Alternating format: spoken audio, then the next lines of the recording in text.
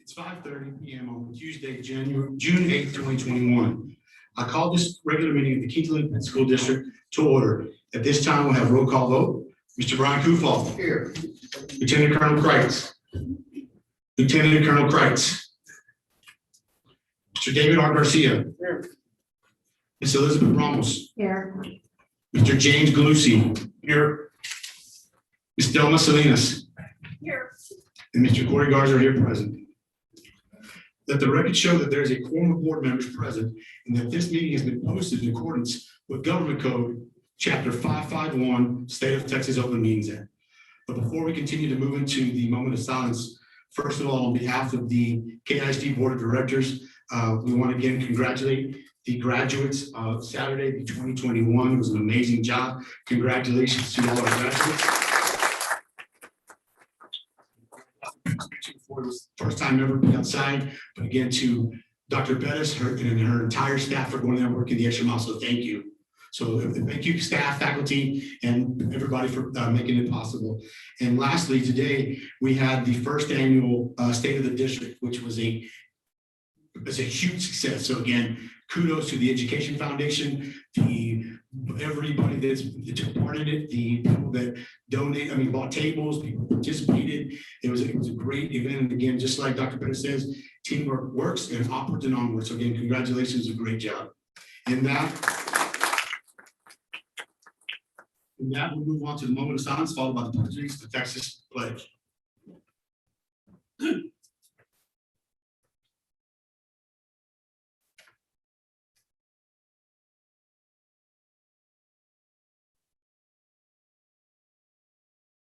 I pledge allegiance to the flag of the United States of America and to the republic for which it stands, one nation, under God, indivisible, with liberty and justice for all.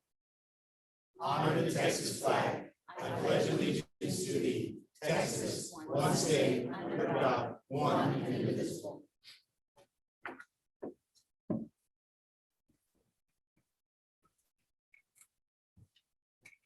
This meeting will be live video streamed at https://bit.ly/3SROLQR.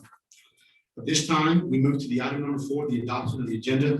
Do I have a motion to accept the agenda? So made by Mr. Brian Kufal. Is there a second? Second. Second by Ms. Elizabeth Ramos. Any discussion? Now proceed to vote. All those in favor of adopting the agenda for tonight, say aye. All those opposed say nay. Motion carries 6-0. This time we have moved to item number 5, public participation. Ms. Bettis, do we have anyone that wishes to address the board at this time? Yes. We have none, so we'll go ahead and move on to item number 6, which would be communication from our superintendent and administration. At this time, we move to item 6A. We have your board packet, page number 3, recognition of Harrell Elementary, Healthy South Texas Recognized Campus. Dr. Pettis and Dr. Trevino. Yes, Dr. Trevino from Harrell Elementary will be speaking about this. Very proud of him. Dr. Pettis, Board President, Board, thank you very much. Very proud today to be able to introduce some special guests. I'm going to ask them to come forward and then we'll read a little bit about what we're celebrating today. So I can ask Mrs. Zavala to come forward, please. She is the health agent from AgriLife Extension Service. I'm going to ask both our coaches, Ms. Aneta and Coach Gonzalez, to come forward, please. Briefly, Texas A&M AgriLife Extension Service, Health South Texas would like to recognize the commitment and effort of our students, faculty, and staff, and administration at Harrell Elementary as we move towards being a healthy school. A healthy South Texas recognized campus is one that took the extra steps, literally, to achieve tremendous milestones. We had 249 students, 42 faculty, staff, and administration. 6 families also participated in our school-wide Walk Across Texas program to learn the importance of physical activity.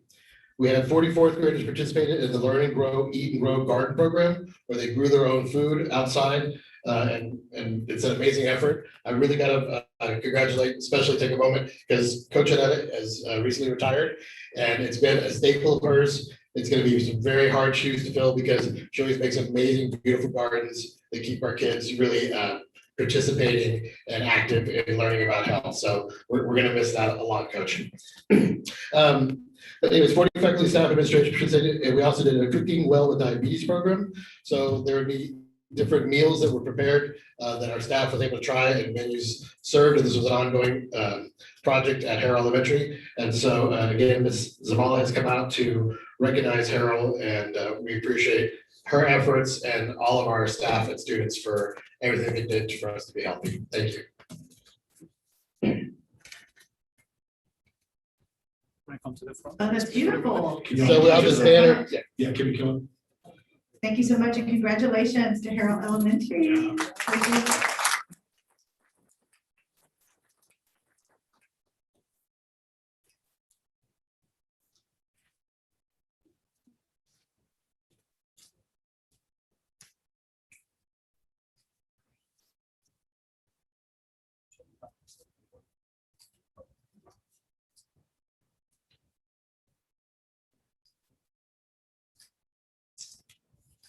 Let's take a picture with a leg mask.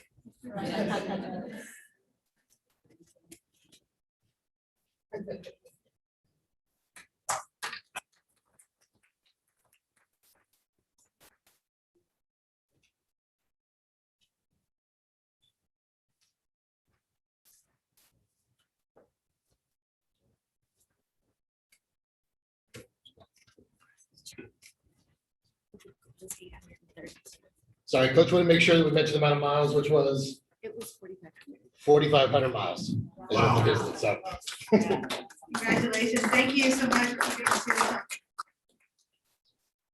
Thank you again. Congratulations, Dr. Doreen and your staff in South Texas Agriculture Extension for being a great partner. This time we'll move on to item 6B, Superintendent Report. Will be found on page 4 of your workbook. First item is KISD staffing charts for 2021, 2022. Can be found on page 5. Dr. Please.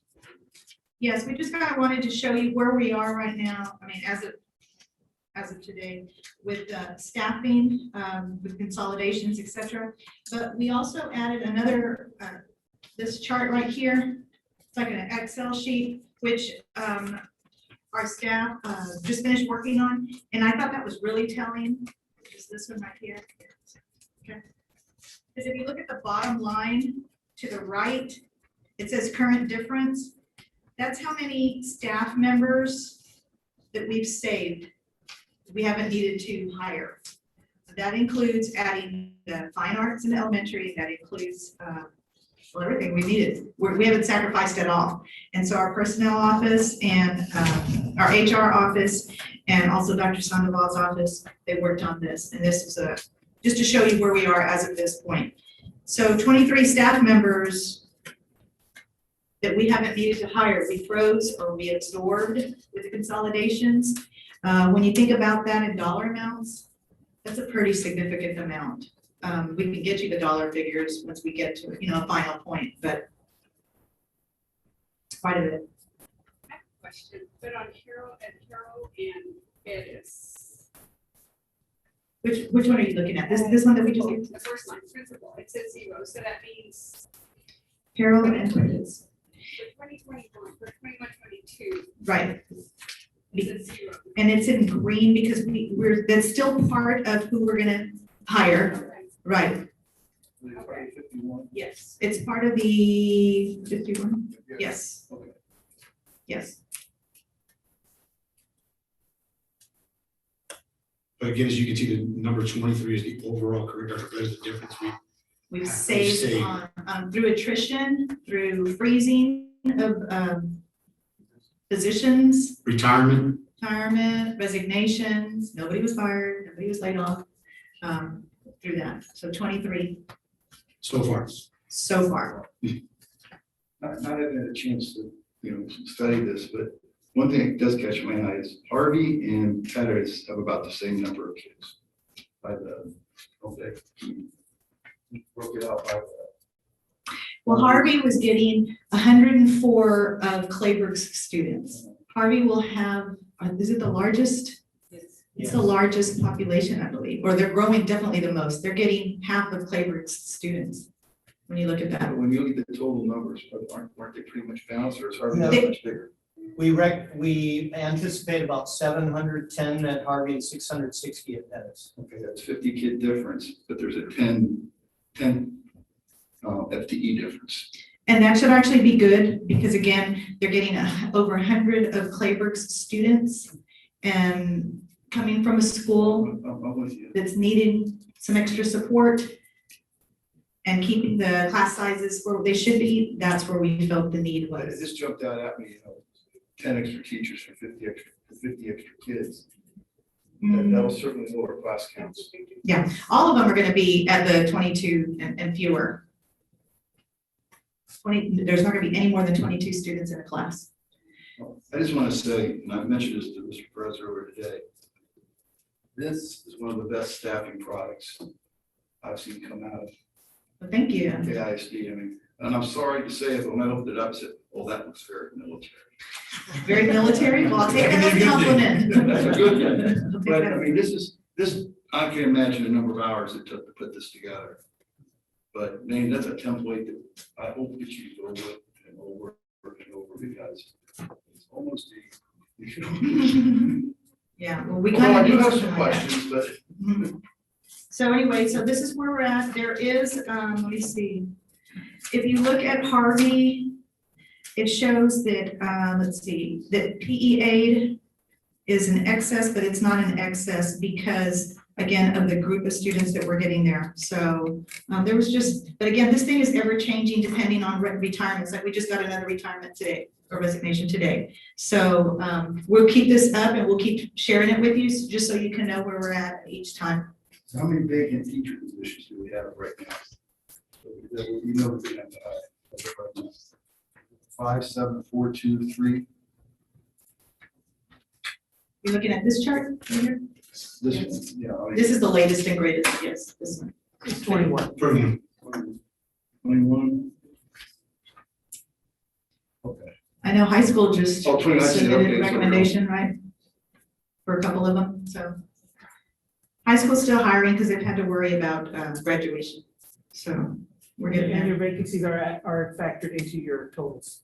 And yeah, so the 402 includes the 21. Correct. Yes.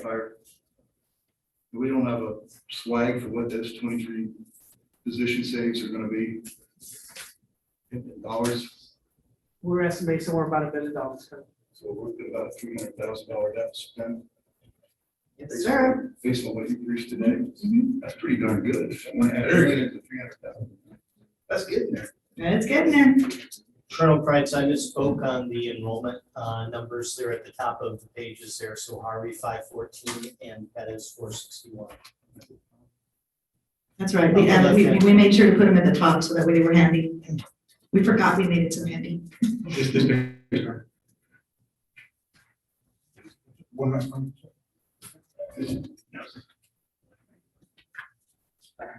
Oh, this one, okay. You see the numbers on top? We're projecting next year at our Harrell, 2021, 2022, be 346 equivalent left. Harvey, we're estimating 514, that is 461. So on and so on and so on. Those are just projections. Okay, so we just wanted to let you know where we stood at this point.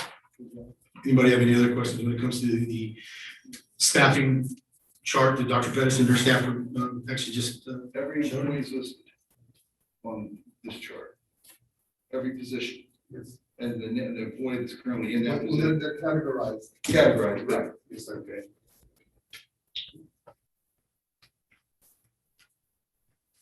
And does every elementary school have the same overhead structure? When I mean overhead, I mean non-classroom. Same number of principals, same number of assistant principals, same number of or clerks. No, you can Not right see, now, yeah, but that's that- why each sheet shows you. Yeah. Okay, but the excess will account for that in your other chart. Okay. All right.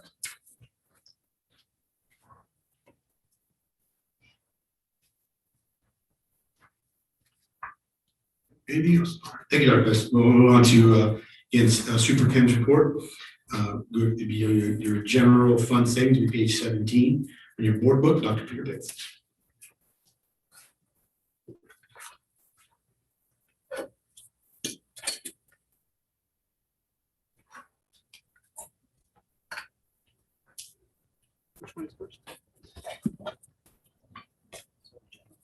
We hadn't brought this in about, maybe about four board meetings, since about 4 board meetings, but because we were waiting for some things to come in, so now we have a better idea about where we're at right now. So let me update you on the changes to the spreadsheet. If you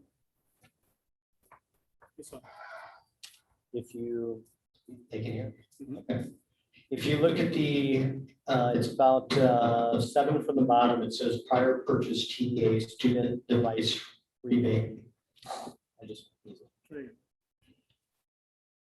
It says $705,300. That has been materialized. We have received those funds. We haven't redistributed them yet, but we are. We have not redistributed those funds yet, but we can at any time. So that $705,300 has been recognized, and that is the exact number that we are receiving from the prior purchase TEA student device rebate. The ESSER additional revenue that we are using to pay for our utility costs for this year. So that $850,000 is going to be a direct decrease in what we're going to spend in our general fund for utilities this year. Additional coronavirus relief funding, that $200,000. We have not received that yet. We could receive up to $440,000. So we are estimating conservatively at this point. So that brings us to right now, the savings for the year at $3.187 million. And that has reduced our deficit from at the beginning of the year, starting at 4.5 million, estimated deficit right now at $1.3 million. Just want to reiterate that this is an estimate, that there are still some big ticket items that we do not know yet. One is our property value protest. That could be several $100,000. And again, that additional coronavirus funding as well too. But this is our best estimate today. Is this the money that Susanna was talking about today about the legislature comes into September? No, he was talking about ESSER 3 and ESSER 2. So these are additional funds that we may recognize some of it this year, but most of it will be recognized in the next 2 or 3 years. Where is this additional coronavirus relief? That was, that's coming from TDM. The Texas Department of Emergency Management. We had to submit all our expenses from March the 1st to May the 20th that had to do with coronavirus and everything directly related, like PPE, premium pay, everything that we could think of that went with direct coronavirus expenses. We do not know exactly how much we're going to get back from them yet, but hopefully in the next couple of weeks, we will get an exact number. 200,000 is a conservative estimate. It's a low estimate, right? It is a low estimate, yes. Trying to be So conservative. Ms. Rosano's money is even more on top of that. Correct. That's a federal grant that we're gonna, that was the ESSER 3 that we brought to that workshop of how we're gonna try to spend those funds. And keep in mind, the ESSER 3 is over, and correct me if I'm wrong, Dr. Pitts, so that everybody's on the same page. It's over a 3-year span of about 11 million we're receiving, am I correct? That is very exactly correct. And then ESSER 2 is, we're listed as 4.9 million over 2 years. However, we already know that we're not going to get all of that. The state has determined that they have something called hold harmless for attendance. Since we had low attendance the first half of the year, they're going to use part of that ESSER 2 funding to give us the attendance that we would have gotten if we were at our average attendance rate. So we won't get all of that 4.9 million. Any other questions for Dr. Pitts when it comes to item 6B, number 2, general fund savings? Any more? Thank you, Dr. Pitts. Move on to item 6B, number 3, Brahma Summer Reading Series. They can be found on page 19 in your board book. Yeah, really just is just to kind of keep you abreast of the things that we're sending out. We did cross out the by Friday, June 4th, because we're gonna allow them to enter into it anytime during this summer, and then they can kick off from where they're at or try to make up for it. So this way we don't limit that. But we're just excited about it, and we have staff members that are actually calling some parents to remind them about it, to make sure that they jump on board. And then the next thing is just, oh, do you have any questions about it? No? Okay. The next thing is the school supply list. You know, again, we distributed that, so that way everybody would know what to expect. And we did some consistency across every elementary school. And then the next thing is the registration dates, the on-campus ones. And then also we put on there that online registration is coming soon. We're hoping to get that power school and all that going, but we want to let them know at least when on-campus registration is going to be. And I believe those are all the updates for now. Thank you again, Dr. Christie. Keep in mind that all these are available on our Facebook, along with the Twitter account, along with the website. Guys. So if there's any questions or anything, you can find the Reading Summer Series program, along with school supplies and the summer registration on our those 3 different social media accounts. Thank you again, members. This time we move again into communication from administration. Item 6C, budget recap report. Check registry for April 2021 can be found on pages 29 through 34. Dr. Pitts. I'll talk about some of the big expenditures and then I'll open it up for questions. If you look at the first 2, our electricity usage and our water/trash usage, we're paying for those out of the ESSER grant this year, the ESSER 1. We didn't pay for them last year. When you see the budget reports every month, that's the biggest reason why our function 51, we have spent a lot less money this year. Because we are taking it out of the ESSER grant, and the utilities are a very big portion of what we spend. That water trash, that's how much we spend in 2 months. Same thing for Foremost Telecommunications, 2 months. Sometimes we won't get a bill at the end of the month, we'll get it at the beginning of the next month, and then we'll end up paying 2 bills in that month. So those 2 are about double what we normally pay. Electricity is pretty close to what we normally pay. I'll take any other questions that you have on the check register.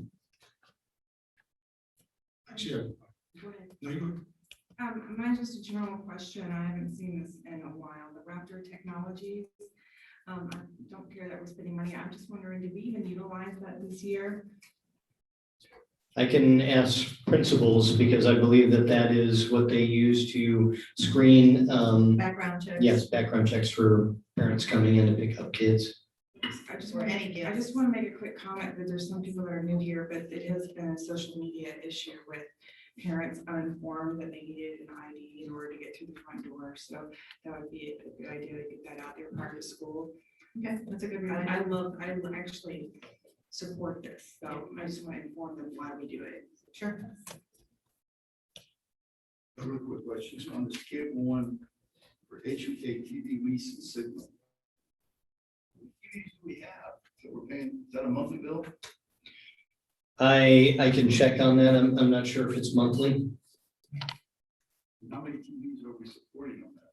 As for the distribution of television, I believe survey was done during the early stages of the new Asian King High School, bringing the coax cable. That project was left out of the construction project. So the local telecommunications company, former name New Wave, they installed the cable and they provide the signal for the library, for the principal's office. I believe it's also the cafeteria. And I might be missing a couple of other Paying for spots. signal, we're not paying for TVs. No, it's only for the signal, sir. Okay. No televisions at all. Okay. I don't know if that's a monthly bill or. I can get that information for you. I've got one here. Check made out to Tricia and Gottschalk district-wide legal resolution. What is that in regards to? President Garza, sorry to interrupt. This does pertain to legal matters, so I advise that the board take that one to executive. I'd be happy to answer any questions you have. Definitely look into it back. Second, I've got another one here.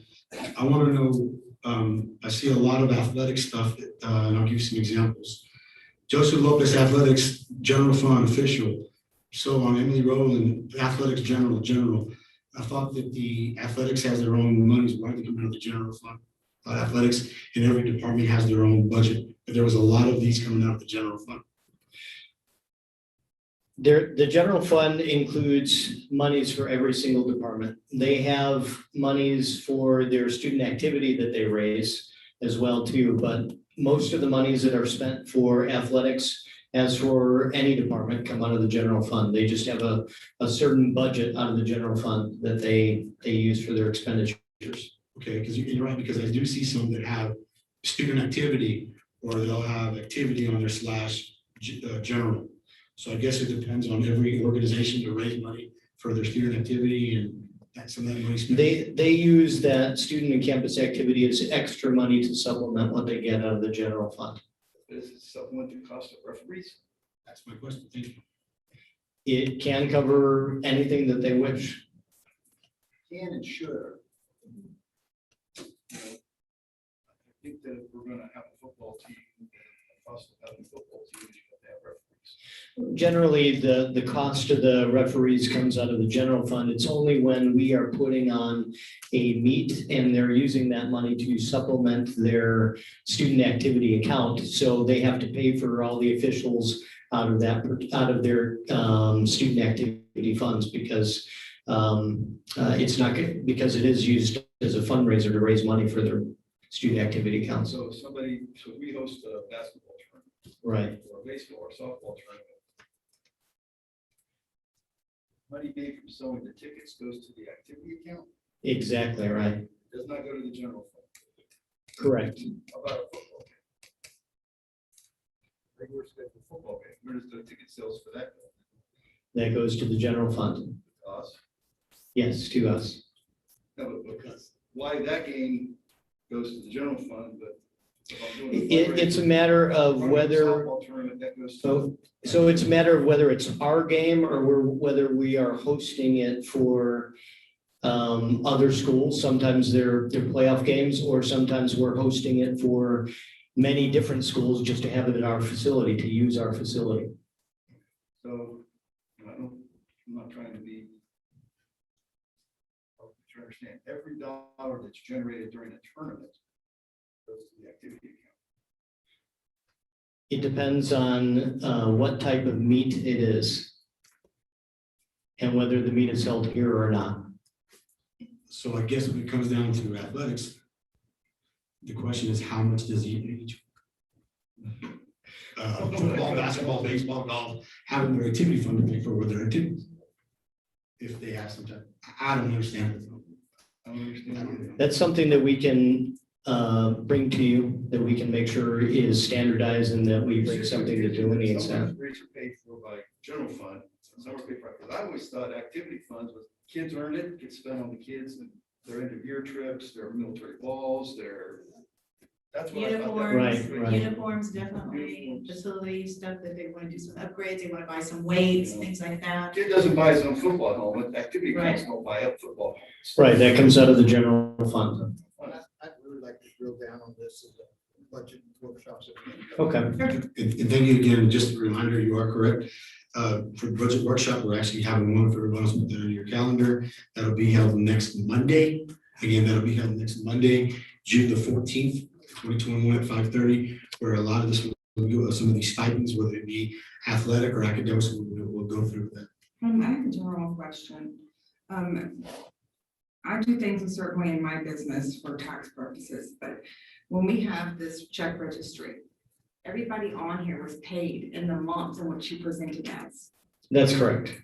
not when it gets deposited by that person in their account. No, it is when The check is cut. the check is cut. One more question, Mr. Fitz. PSAT, National Inter School Qualified Test Scores. That was for the testing materials. That's the cost of the test themselves. Which one are you on? PSAT, National Inter Skills. Yes. That's for the test. Like we pay for SATs, Yeah. the SATs, yes. We got the results of those tests? The SATs I shared today, The PSATs, we got them back in, what was it, December, Mr. Later? Do you remember? But back in December. You know how many kids took that test, or, I mean, I realize that's not really budget. I can get you, we can get you that data. I just, I just was curious what the scores were, not by individual name, just by, you know, X number of kids between. Right, that was the most difficult one, I think, because that was October and there was still a lot of fear about coming in to take the test. So they pushed it to February, and then some students came in to take it then, so you can have some fluid data. Oh, question. First page, towards the bottom, there's a Teladoc Health Medical payment. And this is the second, I saw it at the last meeting that we had. Help me remember, if you would, Dr. Pitts, was that a service that our staff was getting for free? And Our staff is getting it for free. The district is paying $3.55 per employee per month for that. And that's about how much it's going to be. So it'll vary just a tiny bit based on how many employees we have that month. Thank you. Any other questions for Dr. Pitts when it comes to the ratio of April 2020? Again, thank you, Dr. Pitts. Move on to item, welcome. 7, new business. Item 7A, common consent. The board agrees to consider as one of the following on page 35 through 46. First of all, approval of regular board minutes from February 9th, 2021. Approval of regular board meeting minutes, January 25th, 2021. Approval of regular board minutes, December 14th, 2020. Approval of regular board meeting minutes, December 7th, 2021. Is there a motion? So, Been moved by Ms. Elizabeth Ramos. Is there a second? Second by Ms. Thomas Salinas. Any discussion? Now proceed to vote. All those in favor of accepting as one consent agenda item, the following regular board meetings from February 9th, January 25th, December 14th, and December 7th, say aye. Aye. All those opposed, say nay. Motion carries 7-0. Go ahead and move on to item 7B, consider approval of second reading of the localized update, page 116. That can be found on page 47 of your board book. Dr. Johnny Sandoval. Thank you, President. Mr. Garza, thank you, Board of Trustees and Dr. Pettis. I'm here to do update 116, second reading. We did the last reading 2 weeks ago. We'll do the second reading for the 5 different local policies that we're looking at. Update 116 has recommended changes to 5 local policies. They pertain to technology resources, cyberbullying or cybersecurity, employment practices for at-will employees, employment practices for other types of contracts, wellness and health services, medical treatment, community relations, and conduct on school premises. The administration recommends that the Board of Trustees add, revise, or delete local policies as recommended by TASB Policy Service and according to the instruction sheet for TASB Localized Policy Manual Update 116, this serving as a second reading. And these are the 5 updates that we are making to the 5 policies. Any questions? Again, thank you, Dr. Sandoval. Again, we went over this late last 2 weeks ago at our regular board meeting, the updates that were actually gone through the TASB. Again, legal has been part of this, correct, Mr. Maddox, has reviewed it as we spoke about before prior in an executive session. Is there a motion? I move that we accept the recommendation of administration to make the changes as presented. Thank you. Motion is made by Mr. Brian Kufal. Is there a second? Made by Mr. James Gluson. Is there any further discussion? There's no other discussion. We'll go ahead and proceed to vote. All those in favor of accepting the recommendation by administration to approve the second reading of localized update 116, say aye. Aye. All those opposed, say nay. Motion carries 7-0. Thank you, Dr. Sandoval. Item 7C, consider approval of revised memorandum of understanding between Kingsville Independent School District along with the Boys and Girls Club of Kingsville that can be found on page 74 of your book. Dr. Peter Pitts. Thank you. Boys and Girls Club of Kingsville has requested a few revisions to the MOU. One notably that Ms. Ramos mentioned at last meeting about selling concessions there. So you see all of the revisions in red.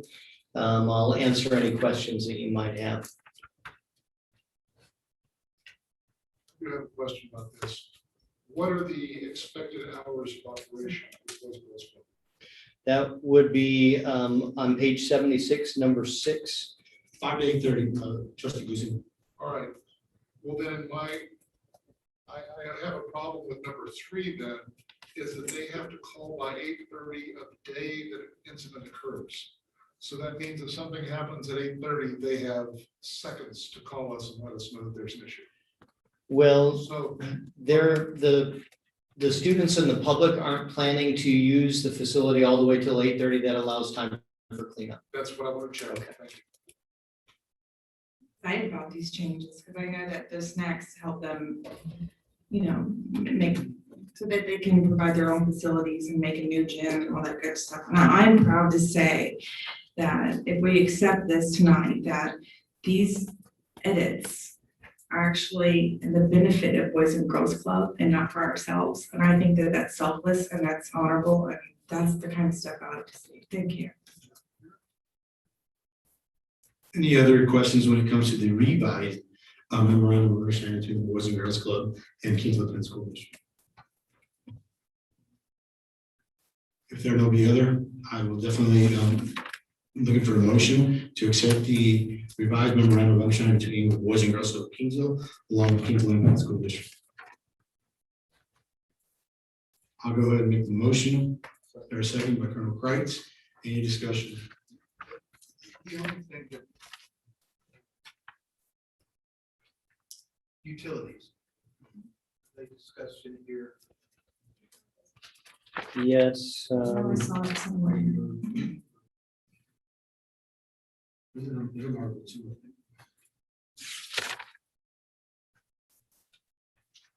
is Okay, item it's 10. Page 77, item 10. Yes, page 77, item 10, or 3 of the MOU. Each party shall bear its respective cost, risk, and liabilities incurred by it as a result of their activities under the MOU. Either Boys and Girls Club or the KISD has any right to any reimbursement, payment, share fees, expectation of purchases, or compensation of this MOU. Any such obligation must be addressed in separate written agreements between the parties. However, Boys and Girls Club of Kingsville will reimburse Kingsville ISD for any damages incurred through this use of facility. But if you look at the But if you top, look at the top, like, yeah, number 10 at the very top of that page. BGCK will be responsible for paying all utility costs, including electricity, water, trash, natural gas associated with Memorial Gym, restrooms, and adjoining hallway during the times of use. We're not using the building for any other purpose. So the Not fact that as of they're today. open from 5 to 8:30 only, you know, there may be some AC use and all that. We'll be reasonable and negotiate. I mean, we're not trying to gouge them. Right. They're not on a separate meter. It's our kids that are gonna be going to this. No, there is a separate system just for the gym there. In the event that someone else would request to use the gym, we would prorate based on the number of hours. And I'm not trying to be a jerk. I know what I agree with Ms. Ramos that, you know, we should be reasonable there. Yes. So during the day of Memorial, will the air conditioner be on anywhere else? The plans are not, at this time, we don't have anybody else that has requested to use the facility at this time. To get a little muggy in there. We get little things growing on the walls and Yeah. stuff like that. I And mean, it's, it's gonna be a trial and error for a while. okay. We figured out that, you know, if we have to incur a reasonable. Just to utility keep cost, it, yeah. I'm not. Keep it I'm not- healthy. All right. any other discussion? All right, we'll go to vote. There's the motion in front of the board on the second. Mr., can I just say real quick, Mr. Garcia had a good question. Yeah, my question was, is that this is just not open for KISD students, correct? That's correct. Anybody that participates in the Boys and Girls Club, basically their basketball league right now. Any other discussion? Again, there is the motion in front of the board, along with the second to approve the revised memorandum of understanding between the Boys and Girls School of Kingsville, along with the Kingsville Independent School District. All those in favor say aye. Aye. All those opposed say nay. Motion carries 7-0. Job, guys. Great job. Thank you, Dr. Fitz. Move on to item 7D. Consider approval of first reading of grading guidelines, EIA local, EIC local, and EIE local. That can be found on page 86. Dr. Vera. Good evening, board members, board president Garza. Thank you for, thank you for being here today. Okay, I'm gonna get started. This was Miss Ramirez's presentation, and I've worked with her closely on the grading guidelines and our proposed changes. We analyzed KISD's grading guidelines. We also looked at other districts, surrounding districts, grading guidelines and policies. And then we brought this to a DEIC curriculum planning subcommittee. We discussed some of the local policies, and then we came up with a comparison. When that was done, we brought it back to the subcommittee to get more feedback on the proposed changes of the comparison from 2021 to 2022. After that was done, we had a committee come together with teachers from every campus to provide feedback, so that it wasn't just the subcommittee making decisions. We wanted feedback from the teachers at every campus level. Once that was done, we took it to the DEIC committee and then again got more feedback. It was a great process, and we got a lot of valuable feedback from our staff. Some of our proposed changes, are going to be, of course, we're moving from a 6-week grading period to a 9-week grading period. And during that time, we're gonna go from a 3-week progress report to a 3-week and 6-week progress report. In grades 1 through 4, we used to have a minimum of 10 grades. And as the 6 weeks has become a 9-week period, for grades 1 through 5, now that 5th grade is going to be in the elementary, we're asking for a minimum of 12 grades for ELAR and math, and a minimum of 8 grades for science and social studies. And we're wanting to make sure that there are no duplication grades. One of the things that we discussed through our committee meetings is ensuring that we have a minimum of 1 grade entered each week so that parents are aware of progress. Some more of our proposed changes. In pre-K and kinder, each content area was weighted 50% for classwork and 50% for assessments. What we're looking to move to is to provide M, I, and then a star. M is for mastered, I is improvement needed, the star is for not yet introduced. On the report card per grading period with either the pre-K competencies or the kinder T, so they will not be graded actual number grades.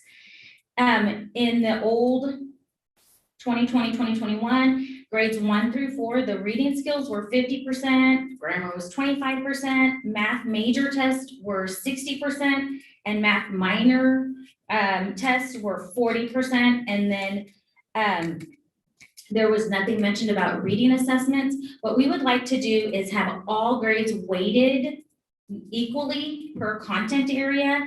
And then for ELAR, the spelling grades would be averaged into 1 grade and then added to the ELAR grade. For grades 5 through 12, minor grades were 40% and major grades were 60%.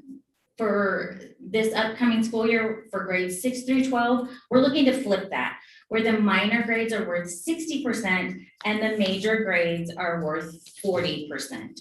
A lot of the feedback that we received from teachers was this would help our students feel better about the work that they're doing. And if they make a mistake on an assessment, it's not going to be the end to their grades. Grades 5 through 8, late work, students should be given at least 1 opportunity to submit late work. Grade penalty was determined by the grade level, department chair, And it had to have principal approval. What we're looking to do is align that practice and that late work not related to an absence, any assessment or project turned in after the due date will be deducted 10 points from a 100-point scale for each day the assignment or project is overdue, no later than 5 days. And then this was not in this year's policy, but we're looking to change it, that the final yearly grades shall be determined by averaging grades from each semester. Also not currently in the policy, students will have 1 day for each day's absence to make up work or assessments that are missed. So that's for attendance. In the old policy, grading guidelines will be communicated and distributed by the classroom teacher. What we're looking to do is open up that communication this coming year. For grading guidelines, they shall be disseminated to all students or parents by the classroom teacher 3 times a year in August, January, and March, and posted on the district and campus websites. So what are some of the report card implications? In pre-K, we are going to be moving from ELAR, math, science, social studies, fine arts, physical development, technology, social skills, and bilinguals. They were graded on an SPN or an NG on the report card, but in the handbook, they were on an MSIN.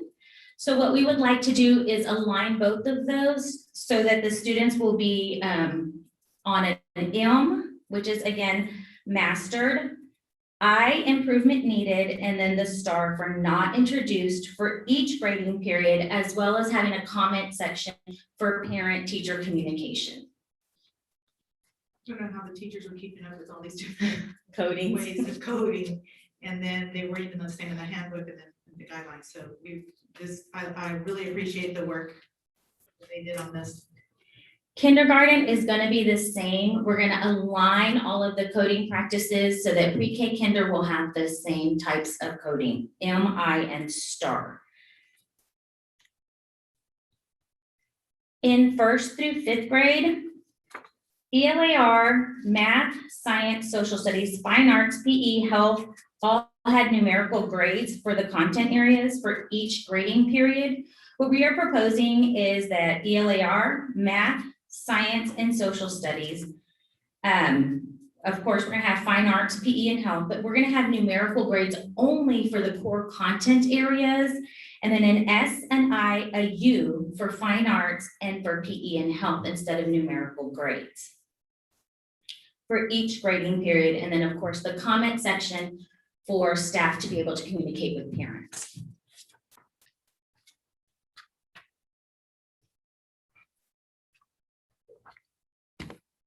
So in front of you, you have the grading guidelines that have been placed in your board books. There is one small change. We wanted to give this to you for the alignment purposes so that you can see what we're proposing to roll out and how it aligns to the board policy, which we are changing on EIA local for interim reports. Interim progress reports shall be issued for all students after the third week and 6th week of each grading period. Supplemental progress reports may be issued. So that will be a change to policy EIA local, as well as adjusting from the progress reporting period from a 6-week to a 9-week period. In policy EIC local for local graduation honors, we are just changing the wording to state, let me find the beginning of the sentence. The district shall calculate class rank in accordance with this policy and administrative regulation by using grades available at the time of calculation at the end of the third 9-week grading period. So we're changing from the 5th 6-week grading period to the end of the third 9-week grading period for the graduation purposes. And finally, in EIE local, We added grades 1 through 3. In grades 1 through 3, promotion to the next grade level shall be based on a final grade of 70 or above on a scale of 100 based on course level, grade level standards in both English language arts and mathematics. And that was changed from the paragraph below, and we're changing that for grades 4 through 8 for all 4 content areas to be for promotion purposes, a scale of 70 for language arts, mathematics, science, and social studies for grades 4 through 8. And so those are some of the proposed policy changes and some of the reasons behind the adjustments and changes. Any questions? Grades 1 through 3 promotion to the next grade should be based on grade 7 or above. Scale. Math, language arts, reading, and mathematics. It doesn't have a 70. If I get promoted, For grades 1 through 3, yes, sir. For 70 or above, it will be promotion standards for reading, language arts, and math. so 68. I think 3rd grade again. Or they'll qualify for summer school. What? No, I don't go to summer school. Then that would be a retention. Unfortunately. We use a whole lot around here. Well, we're gonna do everything we can to get that student in summer school, but Policy's pretty definite there. There's no Google. Kid doesn't go to summer school, he goes to 3rd grade. yes, sir, according to policy. Walk me through a child that's 90 English, 90 science, 30 math. How does that all work out? So the student would then qualify for summer school for mathematics so that we can try to focus on that content area if they were in grades 1 through 3. Because mathematics, having a 70 or above would be a qualification for promotion. Specifically to all 3 of them, they must be at a 70 or above, or whatever, however many there are. Yes, sir. So for math and reading in grades 1 through 3, they would have to be a 70 or above, or they would qualify for summer school. In grades 4 through 8, it would be the 4 core content, reading, math, science, and social studies, that they would have to be at a 70 or above. If not, then they would qualify for summer school. So they, if they've aced 3 of those, but for some reason just don't get math. And the result of, at the end of summer school, is there another assessment, or the fact that they went to summer school and got some? They would have to make progress, I mean, during summer school. And I would hope it would not get to that point, because we should be working with that kid regularly and not get to that point. How is it that they're passing science and social studies and English, but they're not passing math by that much? That shouldn't be something we would find out at the end of the year. It should be something we're watching continuously. And if you look at the grading guidelines policy, also, it looks like there's gonna be a lot more communication that's required to be sent home to parents. Right. So nobody should be in the dark as long as they're keeping up with their child. I don't know if a 90, 90, 30, but I'm thinking more like a 72, 72, 52. We have to work with that. Where the Yes, sir. range is closer, I mean. They would still qualify if they're in And grades. I don't think that's wrong bad policy. Yes, sir. You know, like some of the problems that we have, 8th grade, 9th grade, 10th grade, 11th grade, is because we didn't take care of it in 2nd, 3rd grade, where a year of retention probably was the right thing to do, but we didn't do it. We just kicked the can down the road. We lose a little bit every year. And then how much progress in the summer is required to? Whatever is. Like, who's gonna determine that? Well, with the summer curriculum writing that they're doing, they're adding that into the prep that they're gonna be giving them during the summer. Because it may be that student was doing well maybe the first semester, but then the third 9 weeks, they bombed it. Well, then really those are the teaks that they should be worrying about during the summer, because they've already aced kind of the first part. So let's see how they do on that third 9 weeks of teaks. So summer school is gonna be based on their weakness. It should be, yes, but because usually it's just a general thing. Right. So we're gonna try to be more strategic about targeting what is their weakness, and not just, if you already know how to do 2 + 2, why are we going over it? But it's really 2 times due that you don't know. I'm just giving an example. It takes a lot of work, and we're probably gonna wanna start paying our teachers more for summer school, you know, as time goes on, because we're gonna be more strategic about how we're handling things like this. They're gonna need like an individual plan. Yes, For every child. yes, ma'am. You spoke to today, Dr. Perez, when we talked about the COVID slide. This is clearly a more tougher policy. Yeah, radical. And we're coming into what we know is that light at the end of the tunnel is the light of the tunnel. That's the train coming at us. We have I to. can't believe I'm saying this, but I'm biting off too much. Not if we're expecting our teachers and us to get tutors and all the supports we're trying to give them to help them get to that point. This was really very well vetted by so many different meetings, so many different people had ownership in what they believed it was important.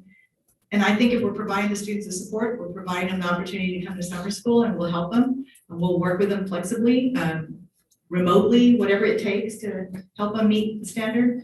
But yes, I agree. There are some parents or some students that feel like, even though I didn't do the work, I should be passed. And we're seeing that, we saw that like about the week before school was out, that hadn't heard from the student since February, and they expected to just be passed. And we said, absolutely not. You know, if you haven't done the work, it's not fair to the rest of the. One of the things I'd like to visit, I don't know, some point next year, if this comes up, because of COVID slide, let's take 2nd grade, for example. They went to 1st grade this year, and suppose they didn't reach what, or learn what they needed to. Next year in 2nd grade, what normally would have been a class that averaged 80 or so, maybe averaging 60 or so on the same standard. Right. And so we may have to Yes. work with that. I mean, I don't want to see us, adjust our whole standard upward, but I also don't want to see a whole generation of kids be stuck in 2nd grade No for, way. Yes, sir. and so I think this is something that, I love this policy. I mean, I really do. I think it's very difficult right now, and I think we have to be fluid in saying how this is going to be administered, and not through funny games or anything, but I understand the challenges that y'all face. Yeah, we definitely don't want to do a gotcha, definitely. And we know that if all 4th grade is really the cut score, just like TEA is trying to figure out what is going to be the cut score for STAR next year, because they know there's no way it's going to be where they had anticipated because of COVID. So we're going to have to be on that type of bell curve as well, when we're doing things like this, and not do a gotcha, Dr. Perez, this is one of these things that should have been done 15 years ago. Now we're doing it now, and it's like, congratulations, you're 15 years of mess and more. That's what it is. Yes. That's what it needs to be, Yes. but that's the train. It's not the sun, it's the train coming at us. Now, I've got a question, going back to your PowerPoint presentation. You're talking about proposed changes in 2021 that wait work. Any assignment or product turned in after the due date will be deducted 10 points per day. Is this calendar day or is this school day? Because if somebody's supposed to turn something in on a Friday and they can say, oh, I'm late, and they've got 3 days to work on it. Friday, Saturday, and Sunday, turn in Monday, it's only 10 points. Well, they can't turn it in on a Sunday, so they have to It turn it would- in Monday. Right, it would be a So school just day. depends on it, school days. So is it, Remember these school so you're days. on school days? Yes. All right, and I think that you need to put that in there. Yes, sir. Let me write that down. The only time I've ever seen that is in college expectations, where you lose 10 points a day. So when I see that, I'm like, to me, I wish that the teacher would be able to make those type of determinations, because they know their kids the best. And again, it still comes down to the teacher. I think our teachers know the students, or we want them to know the students as much as possible, that if they see that half their class is not going to be ready on time, then that means it wasn't taught in a way that needed to be taught. It needs to be retaught. And we're going to be trying to educate the teachers about that again, this is not a gotcha. This is just, we got to kind of operate within those parameters. But at the same time, we got to be providing the students the support that they need, because they're going to need a lot of support. And we're going to have to remind our teachers, this is not a way to do a gotcha. It needs to be okay, how many students are actually learning? We need to be doing grades for learning, not just to post a grade. Well, exactly, and that's why I think that it needs to be clarified in the information that you give to the students, just to let them know that it's not School day. calendar day, because as an instructor, that's what it's per calendar day. So if it's due on a Friday and they turn it in on Monday, it's 30 points off. So, and you're not doing that, which is fine. Yeah. But you need to Add that in Just there. add that add that in there. We'll add that. Yes, sir. School days. School days. School days. Any other discussion when it comes to the consider approval of the first reading of the grading guidelines, EIA, EIC? Just a clarification question. It's not on any of the subjects you discussed or elsewhere in the policy where they talked about on page 103 in 2024, the eligible advanced placement courses, dual credit courses, and industry-based certification or other certification upon completion shall be categorized and weighted as tier 3 courses. Specifically, we were talking about the kids that go that have the ROTC certification. Are we going to specifically mention that in the policy? Ones who got the service, they go in at a higher rank. We We did, need that as a certification. No, we discussed it. yes, we did some research on that and we weren't able to, so that's why we didn't add that specific word on it. I remember we checked with TASB, we checked, I can't remember all the steps we took, but that's why we didn't put that on there because we couldn't, like, we even wanted to put ROTC in 8th grade so they could get it started, and can't do that either. It can't be, it's not considered a TEA, CCMR.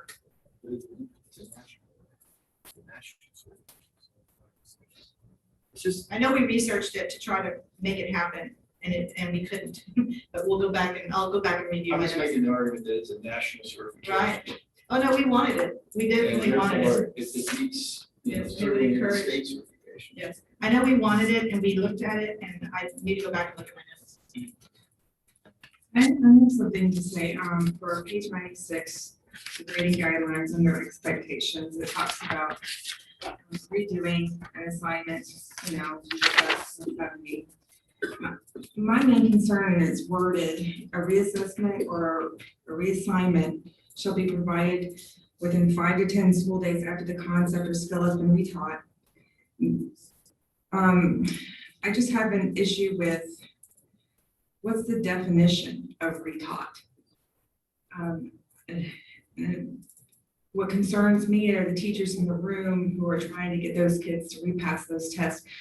What is their definition of each child getting those services that they need in order to get a better grade? And is everybody going to be treated the same way? We can hope that they are, but that's kind of difficult sometimes because it depends on the group of students. Because sometimes the teacher will say, no, my kids need longer on this because they're not getting it for whatever reason. And then another teacher may say, our students are ready to go. So it depends on the level of the group that they're working with. That's a hard answer to give for them. They have to know their students. Can I cycle back? Check with TEA. No, TASB. TASB. But that's TASB, that's. No. When we checked the TEA accountability system for CCMR, I remember saying we would like to be able to count our ROTC certification. Oh, that's it. Yes, Okay. and I know they didn't give us good information that would have been helpful to put in this, so we didn't, but I don't know. I'm saying is this is for the 10 things.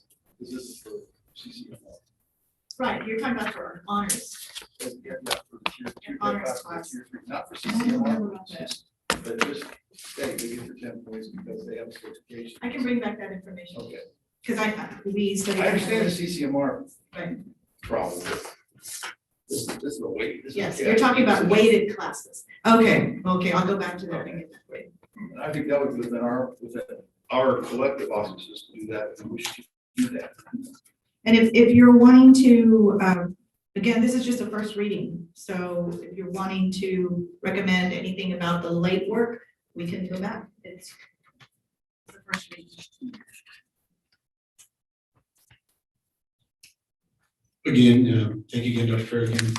You heard the recommendation, again, for the first reading grading guidelines or EIA, EIC, and EIE. Is there a motion? Exactly. Yeah, yeah. I move that we accept the recommendation of administration, making the one change to clarify school day.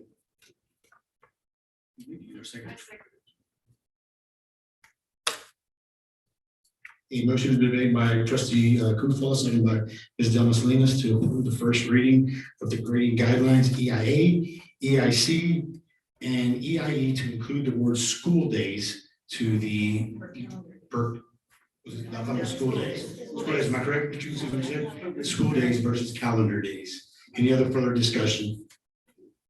If not, we'll proceed to vote. All those in favor say aye. We'll do a roll call vote. Okay. 1 second. Go ahead and start with a roll call vote. Brian Kufal. Yes. Colonel Kretz. Because of issues I have with other parts of this policy, I will vote no. Delma Salinas. Not the issue that we're voting on, but I think it's the You're talking policy. about the ROTC? Did we No, I'm handle that? talking about the AP waiting. Oh, the AP weighted, oh, that's right, that's right. Trustee Salinas. Yes. Trustee Glusi. Yes. Trustee Ramos. Yes. Trustee Garcia. Yes, sir. Trustee Garza votes yes. This is on a 6-1 vote. Thank you. Thank you again. Go ahead and move on to item 7E, consider approval of special education behavior intervention specialist position and the posting of said position. This can be found on page 109. Dr. Pettis and Dr. Nice. Thank you. Bessanice, yes, Dr. Bessanice. He's our new special ed director. So again, to y'all that don't know, Dr. Bezanice is our new special ed director. Again, we welcome you to the team, to the city of Kingsville and this great school district. So again, welcome. Thank you so much. Thank you so much. It's a pleasure to be here this evening. And so again, as I was introduced, I'm Dr. Ada Bessanice. I am the new special ed director representing Kingsville ISD. So tonight we bring forth to you the approval to consider the special education behavior intervention specialist position. And in the background information that you received in your packet, you will see that the special ed total discrepancy removals rate for ages 3 to 21 in the 2020 results-based accountability was 57.1. Though the district rate was lower than the previous year of 63, the 2020 rate was significantly higher than the state cut point of 19. So Texas cut point is 19, and currently Kingsville ISD removal rate is 57.1. So the position that we are requesting tonight is for this employee to work directly with the district staff, district-wide, to build an understanding of a variety of methods to improve student behavior. This will also provide this individual to provide staff development activities to develop and assist teachers in facilitating the implementation of behavior intervention plans. Our goal in Kingsville is to have a laser-focused approach at behavior, particularly with this indicator that was being recognized from the state level. The position itself requires an individual to have a master's degree, particularly focusing on applied behavior analyst and analysis. They also must have a special education certification and a teaching degree. So it is the recommendation to approve this position tonight. Thank I have a question. you. Absolutely. Let me just say a couple of things. Previously, when were talking about, I think it was at the board workshop where we presented what we were considering doing with the ESSER monies is hiring an LSSP or an LPC. LSSP, and talking to several districts around, they've been waiting for months and maybe years to even find a qualified candidate. Behavior specialists are a little bit easier to find. However, we know some really good behavior specialists that are interested in applying, but their contracts end in June and they would need to find out before they sign a contract before the next year. So in order for us to kind of get a jump out there and try to hire some people that might be interested in applying for this position, we want to make sure we brought it to you today. And this would give some significant help in the areas that we need. I have a question. And I'm all for the position. However, it says it's gonna be funded with the ESSER 3 grant. And that's over September 2024. So as of September 24, we're no longer gonna have that position, or can the district sustain it? No, we'd have to plan on sustaining it. Okay. So just like the staffing today, we showed that just right there through the consolidations and through freezing so many positions that we were I overstaffed. just wanted to make sure that we would be able to sustain it. because Yes, it is a absolutely. needed position. Yeah, absolutely. Okay. It would be a high priority. Okay, you said the teaching degree. Yes, sir. The A lot person, of teachers don't have teaching degrees. They have alternative certifications. But those are certifications. They still have to have a degree. I have a degree, but not necessarily an education. They can have a agriculture degree. Perfect.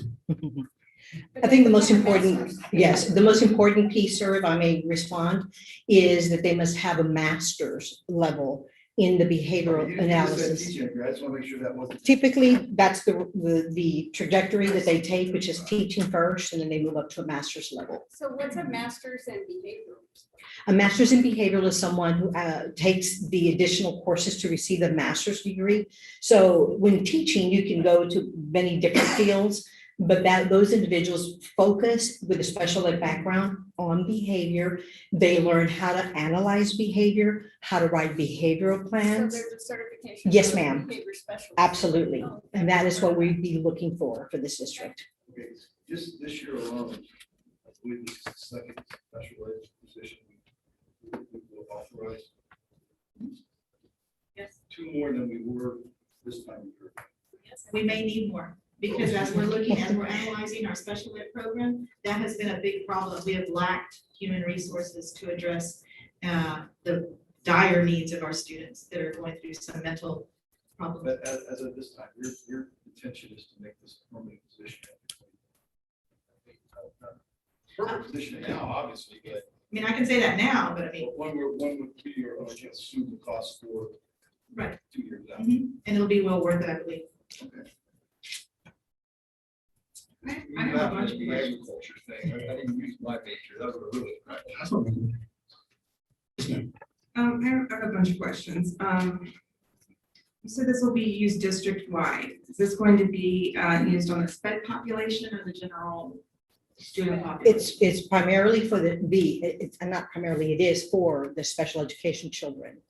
Are any of these people qualified when a parent asks for their child to be tested for SPED or mainly behavioral issues? Do they have any qualifications to diagnose kids so that they can get in the SPED program for behavioral intervention?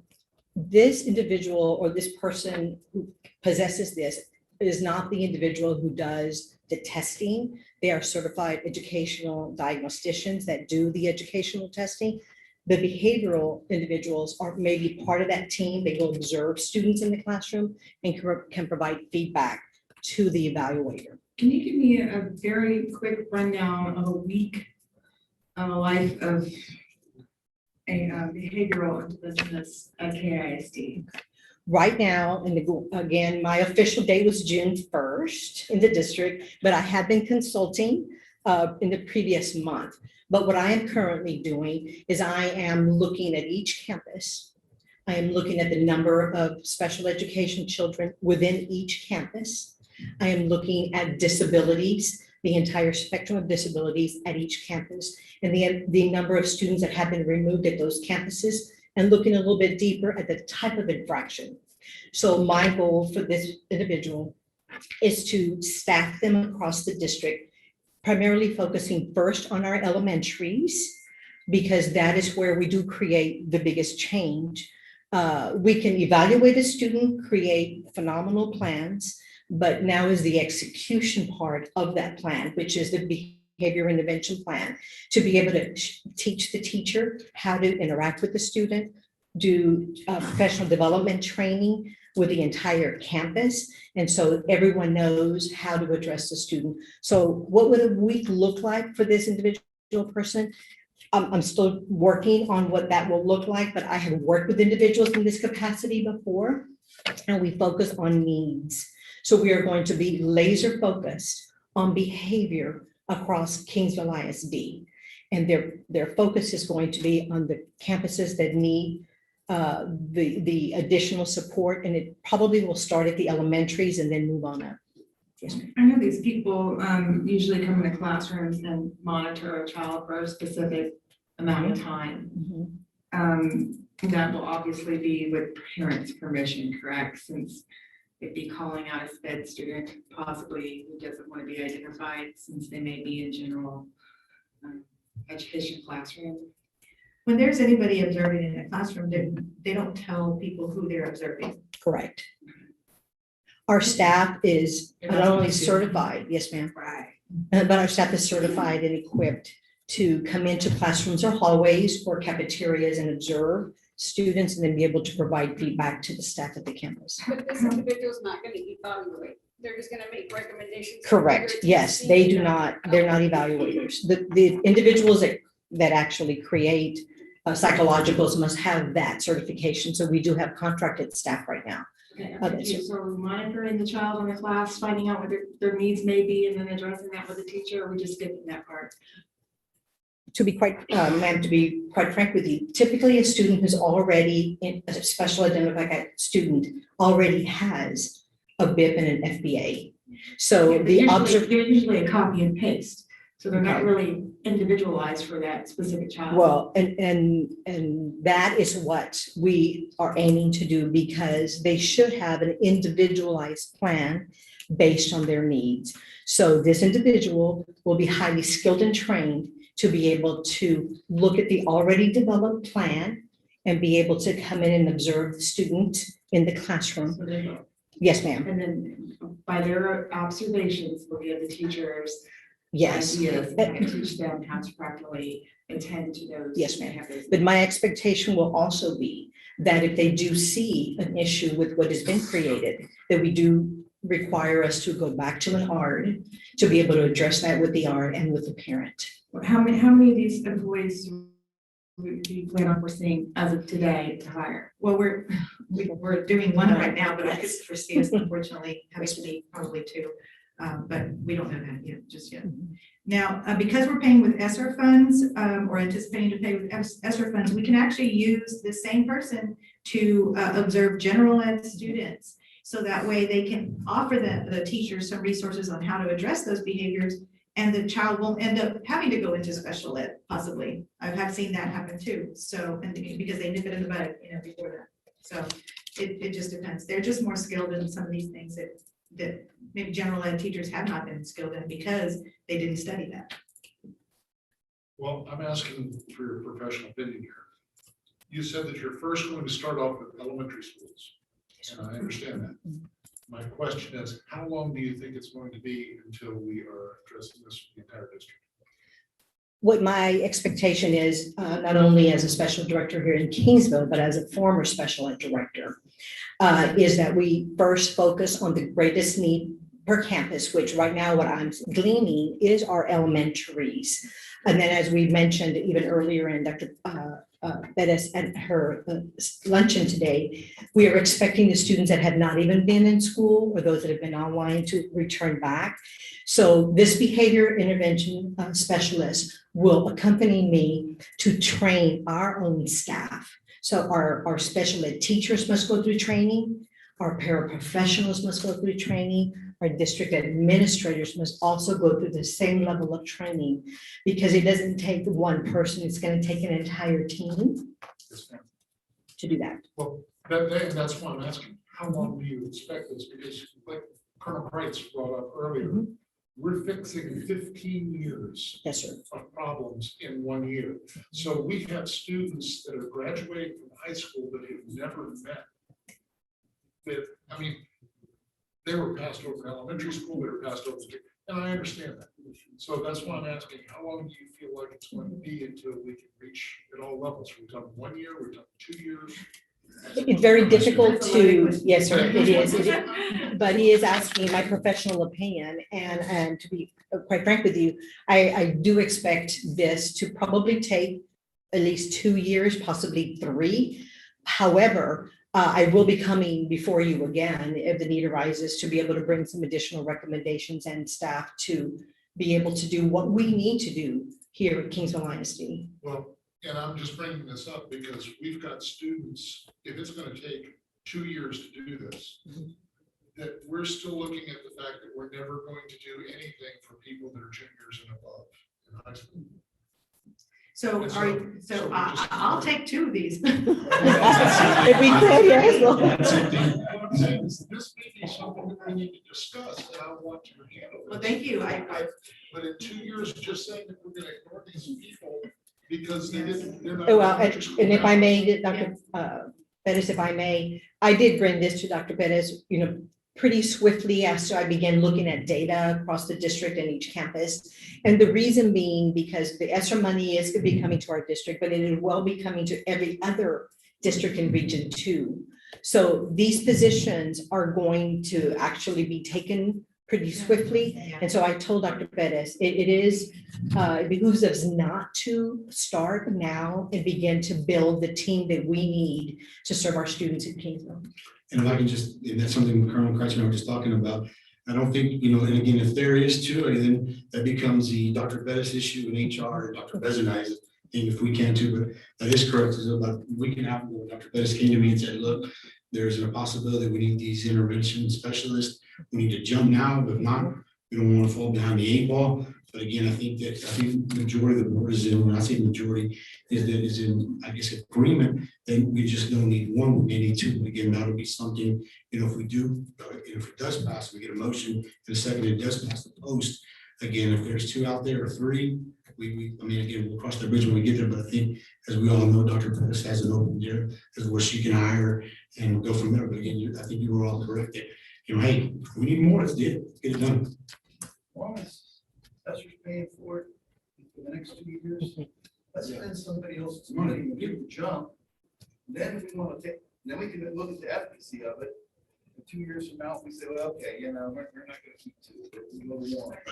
But now seems the time to jump, and they're paying for it. Somebody else is paying for it. Do we currently use independent companies to come in and do behavioral plans for IEPs? There's a lot of people that we contract with, and that's another thing Dr. Bess and I were looking at, that we really, really need to have people here that are just here, as much as possible. So yes, there's a lot of that. And Dr. Bess and I's in August, she's gonna be bringing her proposal and just, I guess, plan of everything that she has been doing with special ed, and you'll be able to see some of that information as well. Dr. President, thank you so much for what you're doing. This morning lunch during our state of the district lunch, J.M. Lozano mentioned that, of course, his dad being a doctor, he's saying that he's seeing now 3rd graders. Yes. This is the post-COVID drop now, because we're not dealing just with grades, the emotional part of it. I like what you're doing. I like the direction that we're headed in, Dr. Pettis, thank you so much. But would the subject on your proposal for us to pass this, could we or do we need not just so much a special education behavioral intervention, but what about a prevention also specialist? And we can look at that title, Jacob, that is our HR director, to see maybe it could be prevention. Intervention, that child's already there. Prevention, we can, Mr. Gus and I know a lot about prevention and intervention, so prevention is key, so. We're seeing this because this is a new position. Is that why it's coming before the board? Yes. It's kind of a new category. Yeah. I think the fact that we've got the 57.1 versus the 19, and the fact that part of what this person is going to be addressing is educating staff and faculty as to how to deal with this, leads me to say, let's create the position, and if you can find 2, do it. Because once we start developing faculty with the knowledge and the training as to be able to handle this, then we may be able to drop down to 1 in future years and be able to sustain that position. But if you've got people out there that want to come on board and that you think you can grab and do, our numbers warrant Yeah. as many as we can get. Thank you for your support, sir. I also want to mention that, part of my expectation will be that these individuals, along with myself, will circle back and help train parents.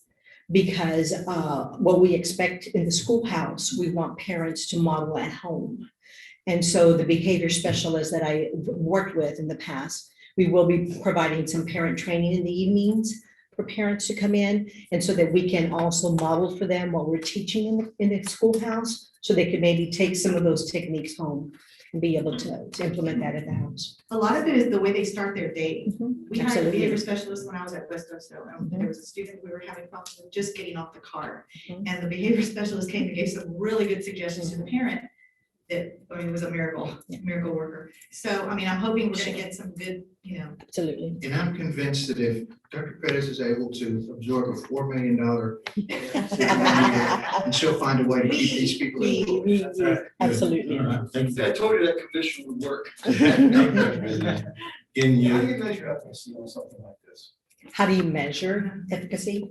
We're It's, 39 next year, are we effective? I'm sorry. If we're 39 instead of 57, are we? I think any number that we drop, anytime we see any amount of students improve their behavior, one of the things that I told the staff, the assessment staff here in Kingsville recently, when I did my first staffing with them, is that some of these children are not being raised in my home and yours.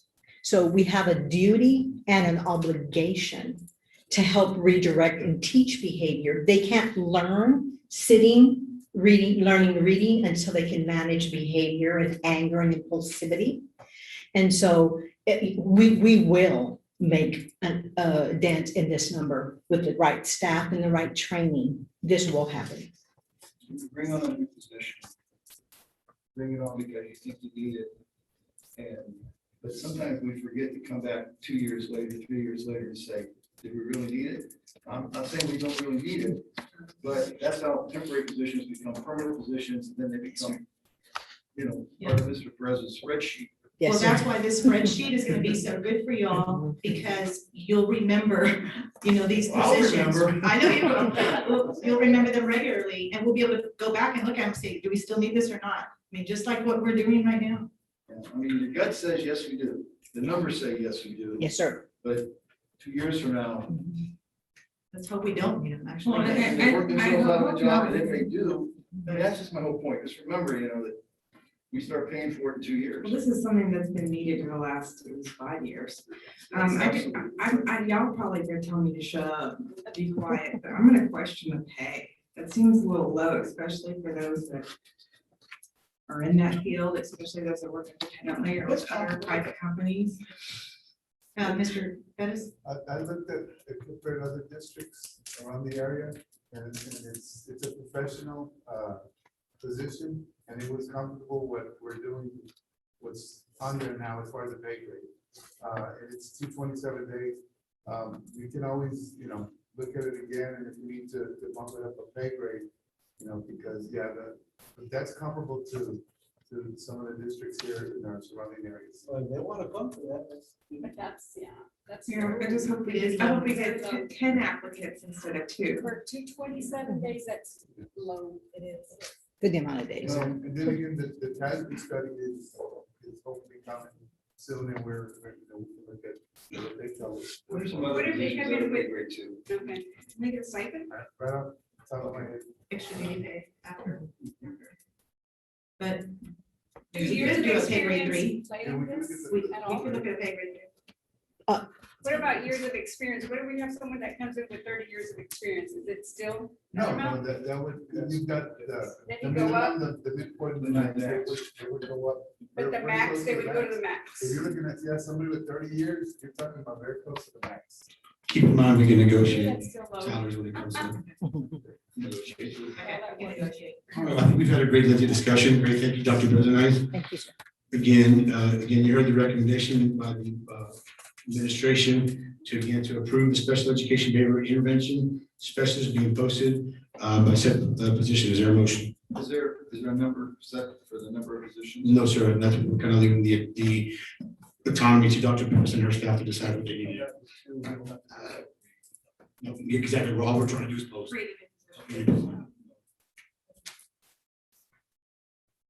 So moved. Are we? Is there a motion?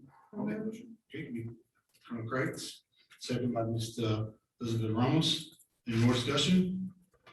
All those in favor of approving the special education behavior intervention specialist position and the posting of said position, say aye. Aye. Those opposed, say nay. Motion carries 7-0. Item 7F, consider approval of 2021-2022 board meetings calendar. It can be found on page 10. Dr. Fettis. Let me see. Well, we just laid out some dates. The following are exceptions because of the holidays. Where only in November, there'll only be one, December, there'll be one, March and July. So here are the dates. If you all are interested in keeping the dates. And this is something common the board does again, due to holidays, again. Saw the recommendation by the superintendent of the board of trustees approval 2022 board meeting calendar. Do we still need 2 meetings a month? You know, that's a great question.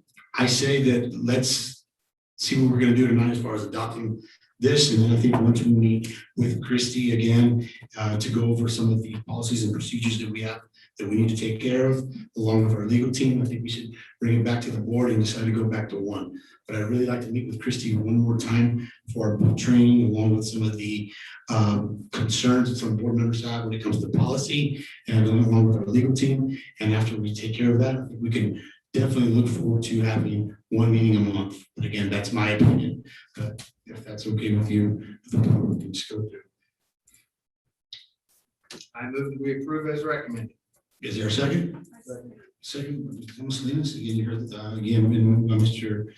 Brian Kufal, second by Ms. Demosthenis. Any more discussion? All those in favor of considering the 2021-2022 board meetings calendar, say aye. Aye. Those opposed, say nay. Motion carries 7-0. Item number 9, the board will enter into closed session in accordance with the Texas Open Meetings Act, the Texas Government Code 551.071, 551.074 to deliberate and consider the following. Item 8A, consider employment of Harrell Elementary School principal. Item 8B, consider employment of Bettis Elementary School principal. And 8C, discussion with legal counsel regarding legal matters and personnel issues. No action will be taken until we return to open session. We're now entering closed session at 7:01.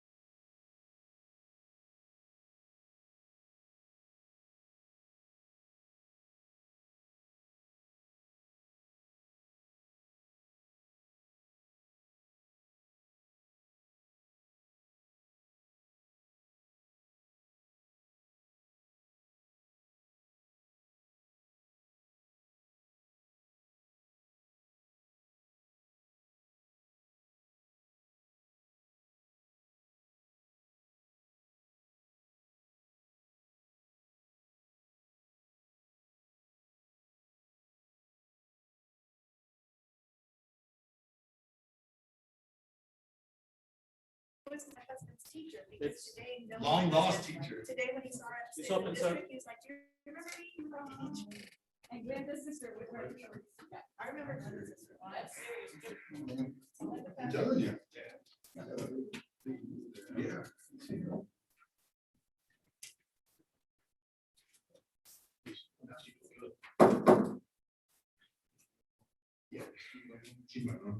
We now return to open session to take necessary action on matters which the board may discuss in open session and upon which action may be taken. We are now returning to open session at approximately 7:52 PM. Business 9A, Dr. Bettis. The employment of Harrell Elementary School principal. Administration recommends that the Board of Trustees approve the contracted employment as presented. Harrell Elementary School principal. This is Juana N. Pena.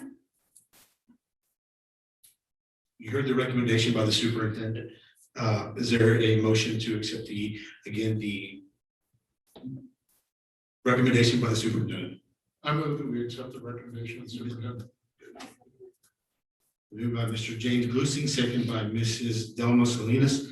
Any further discussion? Not approved, go ahead and vote. All those in favor of approving the recommendation by the superintendent to accept Juana N. Pena as the new principal at Harrell Elementary, say aye. Aye. Those opposed, same sign. Motion carries 7-0. Item 9B, consider. 8B, you sure did? You're right. Thank you. 8B, consider Dr. Bettis. Okay, administration recommends that the Board of Trustees approve the contracted employment as presented for Pettis Elementary School of Rosa Maria Torres. You heard the recommendation by the superintendent. Is there a motion? So moved. By Mr. Brian Kufal. I'll go ahead and second that motion. Any further discussion? We'll go ahead and proceed to vote. All those in favor of accepting the recommendation by the superintendent to, again, bring Rosa Maria Torres as the principal of Pettis Elementary, say aye. Aye. Those opposed, same sign. Motion carries 7-0. There being no further action, do I hear a motion to adjourn? Moved and seconded, we adjourn. By Mr. David Garcia, second by Ms. Delma Salinas.